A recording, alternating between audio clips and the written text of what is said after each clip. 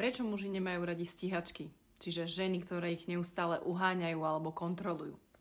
Ak mu neustále píšeš, kontroluješ ho, kde je, s kým je a analyzuješ každý jeho krok, skôr či neskôr sa muž začne odťahovať. Prečo? Pretože muži potrebujú priestor. Ak ho nemá, začne sa cítiť pod tlakom a vzdiali sa. Z tohto tvojho správania on cíti, že ty o sebe vnútorne pochybuješ.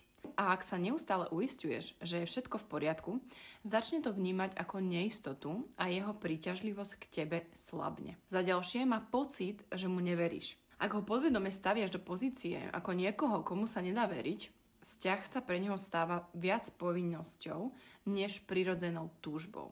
Žena, ktorá má vlastný život a nenúti sa do vzťahu, je prirodzene oveľa viac príťažlivejšia. Otázka je teda jednoduchá.